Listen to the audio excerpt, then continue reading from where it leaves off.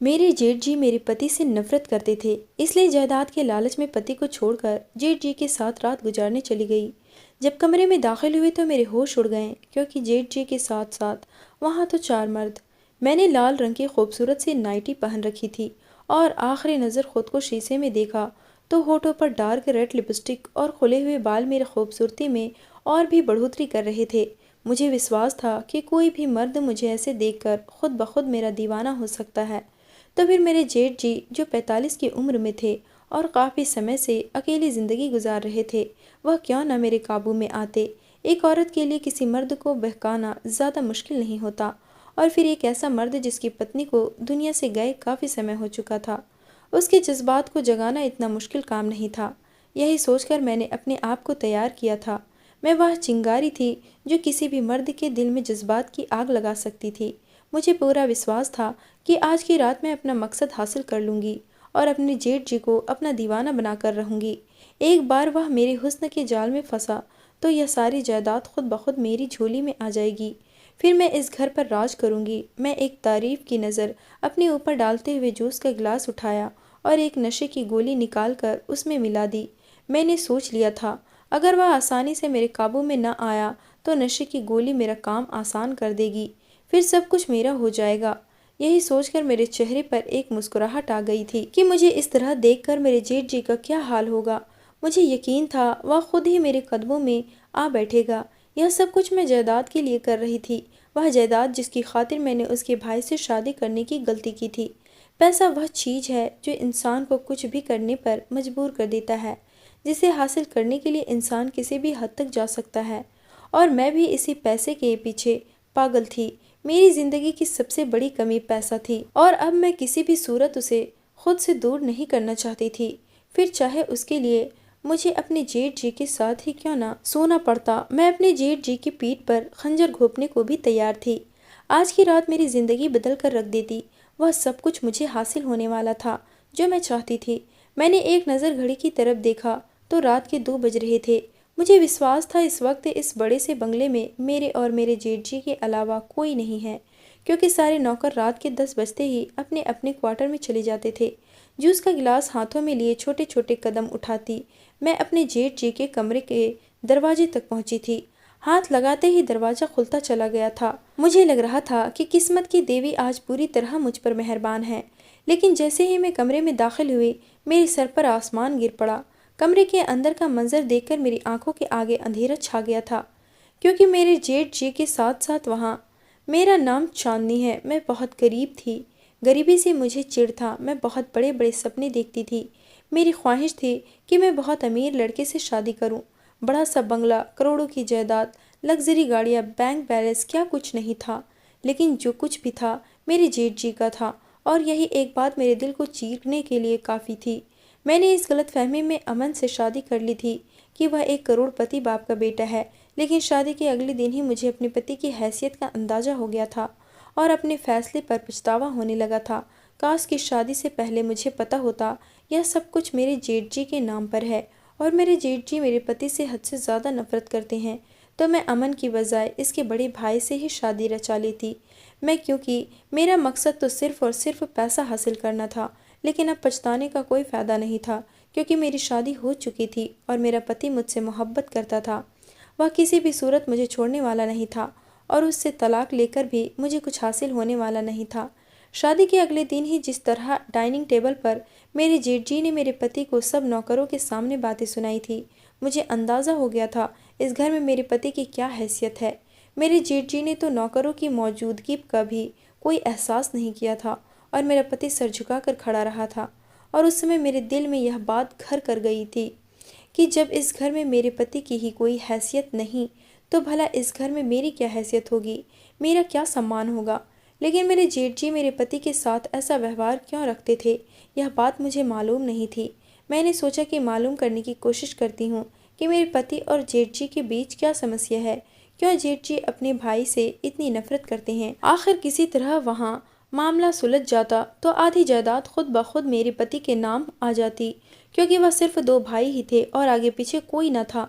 मैंने उन दोनों के बीच की नफरत की वजह जानने के लिए मैंने कोशिश शुरू कर दी।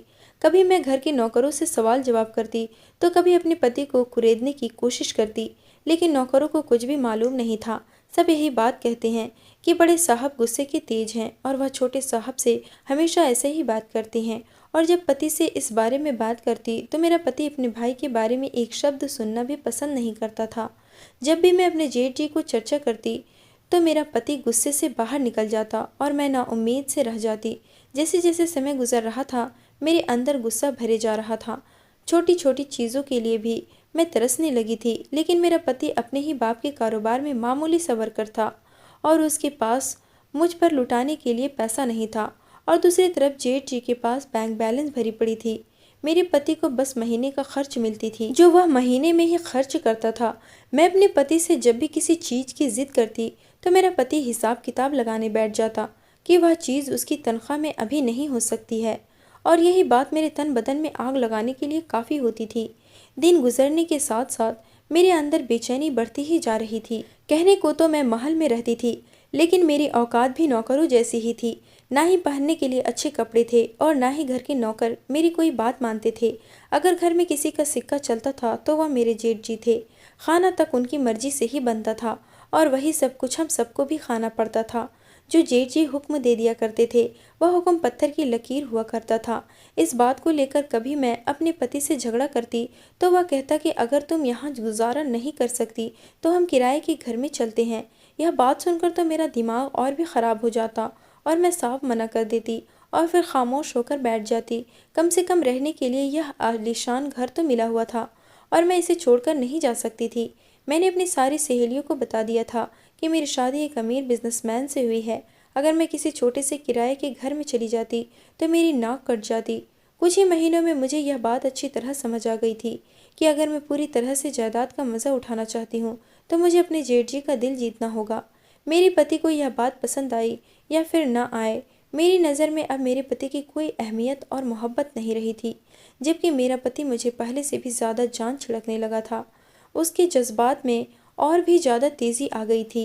वह हर वक्त मेरी मोहब्बत के किस्से पढ़ते रहता, लेकिन फिर भी मेरा दिल उसके लिए नर्म नहीं होता था।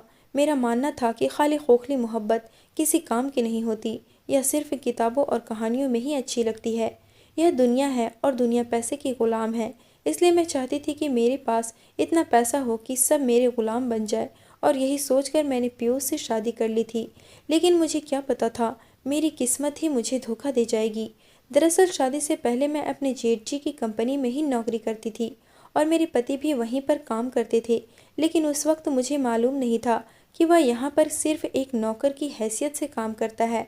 मैं तो यही समझती थी कि वह मालिक के भाई हैं और इसलिए कारोबार के कामों पर नज़र रखते हैं। मैंने अपनी अदाओं से ही पीयूष को फंसाया था और यह सोचकर शादी रचाई थी कि यह शादी मेरी किस्मत बदल देगी। लेकिन यह भेद तो मुझ पर शादी के बाद खुला था कि वह बस मामूली सा नौकरी कर रहा था और कारोबार से, कंपनी से उसका कोई भी लेना देना नहीं था। ना ही उसके हिस्से में किसी भी तरह की कोई जायदाद थी। अगर मुझे पता होता पीयूष के बड़े भाई की बीवी मर चुकी है और सारी जायदाद उसके नाम पर है तो मैं उसी को अपने जाल में फंसाती। खैर, हम जिस कमरे में रहते थे वह इस महल का स्टोर रूम कहलाने के लायक था। एक छोटा सा कमरा था जिसमें ना ही ज़्यादा सामान था, ना ही कोई एसी लगा हुआ था। ऐसा लगता है जैसे मेरे जेठ जी ने तरस खाकर मेरे पति को यह जगह दे दी है। काश कि मुझे शादी से पहले मेरे पति की औकात का पता चल जाता। मैं कभी भी उससे शादी नहीं करती, लेकिन गलती सिर्फ और सिर्फ मेरी थी। मैंने कभी पीयूष से उसके पर्सनल मामलों के बारे में जानने की कोशिश नहीं की थी और ना ही यह पूछा था कि यह सब किसके नाम है। मैं तो यही समझती थी कि पीयूष मालिक का छोटा भाई है, इसलिए आज नहीं तो कल जायदाद और कंपनी आधी पीयूष का हो जाएगा। लेकिन यह बात तो मेरे सामने बाद में खुली कि उसके भाई उससे नफरत करते हैं। बहुत कोशिश के बावजूद भी मैं यह जब ना जान सकी कि मेरे पति और जेठ जी के बीच में क्या समस्या है, तो फिर मैंने अपने जेठ जी का दिल जीतने की कोशिश शुरू कर दी और उनकी सेवा करना शुरू कर दी। कभी उन्हें चाय बना कर देती, कभी जूस देती, तो कभी नए नए तरीके के खाने बनाकर पेश करती और जेठ जी के सामने ऐसे ऐसे कपड़े पहनती कि मेरा आधा शरीर दिखाई देता था। लेकिन उन पर मेरी अदाओं और खूबसूरती का कोई असर नहीं होता था।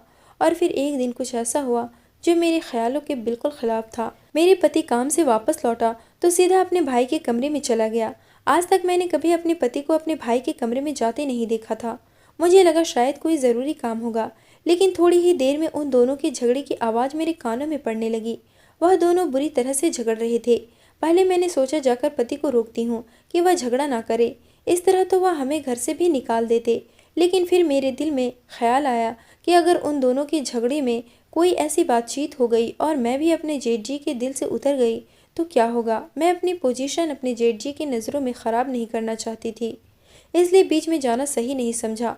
दोनों भाई खुद ही लड़ झगड़ कर खामोश हो जाएंगे, यही सोचकर मैं चुप बैठ गई। थोड़ी देर बाद मेरे पति गुस्से की हालात में कमरे में आया और कहने लगा, अपना सामान पैक करो, अब हम यहाँ नहीं रहेंगे। मैं किराए के घर का इंतज़ाम करता हूँ। हम अभी और इसी वक्त यह घर छोड़ रहे हैं।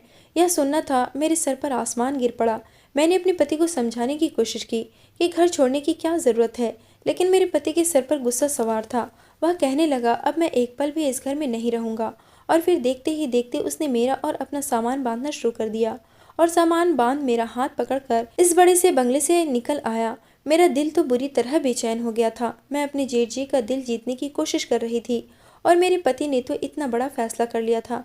मैं किसी भी सूरत इस महल जैसे घर को छोड़ना नहीं चाहती थी, लेकिन पति के आगे मजबूर थी।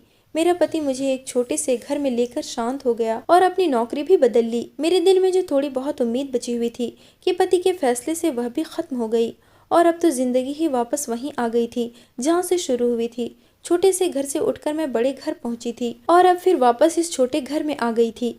मेरे और मेरे पति के बीच अब छोटी छोटी बातों पर झगड़े शुरू होने लगे थे। मैं अक्सर उसे कहती कि आपने गलत फैसला किया है। ऐसी कौन सी बात थी जिस पर आपने अपने भाई से इस तरह झगड़ा किया। मेरी बात सुनकर मेरा पति खामोश हो जाता और गुस्से वाली नज़रों से मुझे देखने लगता। कभी कभी तो मुझे उसकी खामोशी बहुत ही रहस्यमय लगती थी। फिर एक दिन मेरे पति ने मुझे बताया वह एक हफ्ते के लिए कारोबार के काम से दूसरे शहर जा रहा है। वह चाहता था कि मैं अपनी माँ के घर चली जाऊं। जब वह वापस आए तो मुझे वहां से ले लेगा, लेकिन मैंने मना कर दिया और अपने पति से कह दिया कि मैं अकेली रह सकती हूँ, मुझे कोई परेशानी नहीं है। मेरा पति कहने लगा, ठीक है, लेकिन मेरी गैर मौजूदगी में मेरे भाई से किसी भी तरह का कोई संबंध मत रखना। अगर वह यहाँ आए तब भी उनसे बात करने की ज़रूरत नहीं है। मुझसे हद से ज़्यादा नफरत करते हैं और मुझे डर है कि कहीं वह तुम्हें मेरे खिलाफ ना कर दे। उनकी बात सुनकर मैं चौंक गई और मेरे दिल में ख्याल आया, यह तो अच्छा मौका है जब मैं तन्हाई का फ़ायदा उठाकर अपने जेठ जी को अपने जाल में फंसा सकती हूँ। वह एक मर्द है और कब तक मेरे ऊपर से नज़र चुरा सकते हैं। अपने पति की गैर मौजूदगी में तो मैं उनके बंगले पर जा सकती थी और यही सोचकर मेरे चेहरे पर मुस्कुराहट फैल गई थी। मेरा पति पूछने लगा, क्या बात है, क्यों मुस्कुरा रही हो। मैंने मुस्कुराकर पति से कहा, बस सोच रही हूँ कि इस बार आप वापस आएंगे तो आपको एक सरप्राइज़ दूंगी। मेरा पति मुझसे बहुत मोहब्बत करता था। यह सुनकर वह खुश हो गया और मेरे गले लगकर कहने लगा, अपना ख्याल रखना, मैं एक हफ्ते में लौट आऊँगा। और फिर अपना सामान उठाकर घर से चला गया। उसके जाते ही मैंने सुकून का सांस लिया। अब इस छोटे से घर में मेरा दम घुटता था। मेरे पति ने मुझे एक हसरत भरी जिंदगी के सिवा और कुछ भी नहीं दिया था। यह शादी अब मेरे लिए कोई मतलब ही नहीं रखती थी। मुझे अपने पति से कभी भी मोहब्बत नहीं थी। अब मुझे एक बार फिर अपने जेठ जी के घर जाना था और अपनी किस्मत आजमाना था। शाम के समय मैंने अपना थोड़ा सा सामान लिया और अपने जेठ जी के दरवाजे पर पहुंच गई। मुझे देखकर वह हैरान हुए। मैंने उन्हें रोते हुए बताया कि उनका बेटा मुझे तन्हा छोड़कर दूसरे शहर चला गया है। जब तक वह वापस नहीं आ जाता मुझे अपने पास रख ले। पहले तो मेरे जेठ जी हैरत से मुझे देखने लगे और फिर उन्होंने नौकर से कहकर मेरा कमरा खुलवा दिया। मुझे लगा कि मुझे इतनी आसानी से दोबारा से जगह नहीं मिलेगी, लेकिन मेरे जेठ जी ने ज़्यादा सवाल जवाब नहीं किए थे। अब मुझे रात का इंतज़ार था कि जब मैं आसानी से अपना मकसद पूरा कर सकती थी। रात के 2 बजे ही मैं खूब तैयार होकर अपने जेठ जी के कमरे के दरवाजे पर पहुंच गई थी। मेरे हाथ में जूस का गिलास था जिसमें मैंने नशे की गोली भी डाली थी। मेरा इरादा था कि अगर मेरे जेठ जी खुद से मेरे पीछे दीवाने नहीं होंगे तो मैं उन्हें यह जूस पिला दूंगी और नशे के बाद तो वह अपने होश ही खो बैठेंगे और मैं उनकी ऐसी कोई वीडियो रिकॉर्ड कर लूँगी कि जिससे उन्हें ब्लैकमेल करके पैसे हासिल करती रहूँगी। लेकिन मुझे यह मालूम नहीं था कि मेरा यह सारा प्लान एक झटके में ही नाकाम हो जाएगा। जैसे ही मैं कमरे के अंदर दाखिल हुई तो अंदर का मंजर देखकर मेरे होश उड़ गए थे, क्योंकि कमरे में मेरे जेठ जी अकेले नहीं थे बल्कि उनके साथ साथ मेरा पति भी मौजूद था और वह दोनों बड़े आराम से बैठे बातें कर रहे थे। दोनों को एक साथ देखकर मैं हक्का बक्का रह गई थी क्योंकि मैं जैसे ही कमरे में दाखिल हुई थी, मेरा पति मुझे फटी फटी आंखों से देख रहा था और जेठ जी के चेहरे पर एक अलग ही मुस्कुराहट थी। पीयूष की आंखों में अविश्वास था, जैसे उसे मेरी यह हालात देखकर अंदाजा नहीं था कि मैं ऐसा भी कर सकती हूँ। मेरे जेठ जी ने मुस्कुराकर मेरी तरफ देखा और कहने लगे, चांदनी अंदर आओ, दरवाजे पर ही क्यों रुक गई हो? मैं तुम्हारा ही इंतज़ार कर रहा था। मुझे ऐसा लगा जैसे मुझ पर किसी ने बम फोड़ दिया हो। मुझे चक्कर आने लगे थे। मैंने बड़ी मुश्किल से खुद को संभाल रखा था। कुछ देर पहले मैं अपने हुस्न और अपनी जवानी पर इतरा रही थी और अब अपने पति को सामने पाकर मुझे समझ नहीं आ रहा था मैं किस तरह खुद को कहीं छुपा लूं। ऐसा लग रहा था ज़मीन फटे और मैं उसमें समा जाऊं। मेरा पति धीरे धीरे कदम उठाता मेरे करीब आया और मेरी आंखों में आंखें डालकर पूछने लगा, यह सब क्या है? मेरी जबान को ताला लग गया था। मेरे पास कोई जवाब नहीं था। मेरे पति ने सन्नाटेदार थप्पड़ मेरे मुंह पर मारा। मैं फर्श पर जाकर गिरी थी। मेरे पति ने वहीं खड़े खड़े मेरे मुंह पर तलाक के पेपर मार दिए। मुझे विश्वास नहीं आ रहा था कि मेरा पति मुझसे इतनी मोहब्बत करता था। वह मुझे तलाक कैसे दे सकता है? वह तो मेरी मोहब्बत में दीवाना था। पीयूष की आंखों में आंसू थे। वह अपने जज्बात को अपने गले के नीचे उतार रहा था और रोते हुए शब्दों में कहने लगा कि मेरे भाई ने मुझे शादी से पहले ही तुम्हारी सच्चाई समझा दी थी और बता दिया था कि तुम सिर्फ पैसे की खातिर मुझसे शादी कर रही हो। लेकिन मैं अपने भाई की बात नहीं मानी और मेरे भाई से यही कहा कि हर गरीब लड़की पैसे की दीवानी नहीं होती। तुम मुझसे मोहब्बत करती हो, मेरे पैसे से तुम्हें कोई मतलब नहीं। भाई ने मुझसे कहा था कि तुम आजमा कर देख लो, जो मैंने कहा है वही सच साबित होगा। यह लड़की मेरे ऑफिस में काम करती है, मैं इसे अच्छी तरह जानता हूँ। इसे सिर्फ पैसे की लालच है। मुझे अपनी मोहब्बत पर विश्वास था, इसलिए मैंने तुम्हें आजमाने की बात पर हामी भर ली थी। भाई मुझसे नफरत नहीं करते थे, लेकिन तुम्हें आजमाने के लिए भाई ने मुझे नौकर बना दिया था और ख़ुद मालिक बन गए और मुझसे नफरत का इजहार करने लगे थे, ताकि तुम्हें इस बात का विश्वास हो सके कि मेरे पास कोई डॉलर जायदाद नहीं है और ना ही कभी हो सकती है। भाई को विश्वास था कि वह सच साबित होंगे, इसलिए उन्होंने तलाक के पेपर पहले ही बनवा रखे थे। वह मेरी ज़िंदगी में तुम्हें बर्दाश्त नहीं कर सकते थे, क्योंकि तुम एक लालची लड़की थी।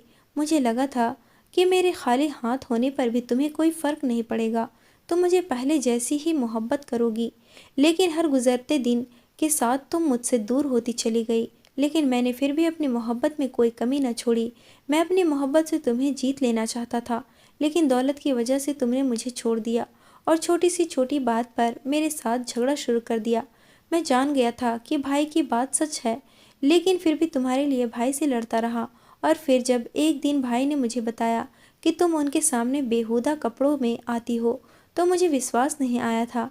भाई ने यह बात मुझे फ़ोन पर कही थी, इसलिए मैं ऑफिस से आते ही भाई के कमरे में आ गया और भाई से झगड़ा शुरू कर दिया कि वो तुम पर इस तरह के इल्ज़ाम न लगाए। लेकिन भाई ने कहा कि वह सच कह रहे हैं। फिर भी मैंने अपने भाई से ज़्यादा तुम पर विश्वास किया और तुम्हें यहाँ से लेकर अलग हो गया। भाई बार बार मुझे फ़ोन करते रहे और यकीन दिलाने की कोशिश करते रहे कि वह सच कह रहे हैं, लेकिन फिर भी मैं उनका भरोसा न कर सका। भाई ने मुझे एक आखिरी खेल खेलने के लिए कहा कि तुम दूसरे शहर जाने का नाटक करो और देखो तुम्हारी पत्नी तुम्हारे पीछे क्या करेगी।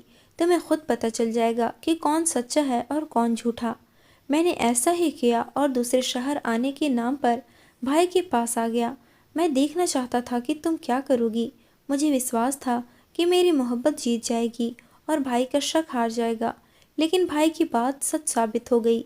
मेरे मना करने के बावजूद अपना सामान उठाकर तुम यहाँ चली आई और रात के अंधेरे में इस तरह के कपड़े पहनकर भाई के कमरे तक पहुँच गई।